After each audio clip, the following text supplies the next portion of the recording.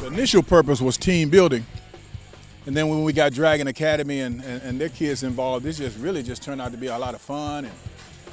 And these kids just came out, worked their butts off.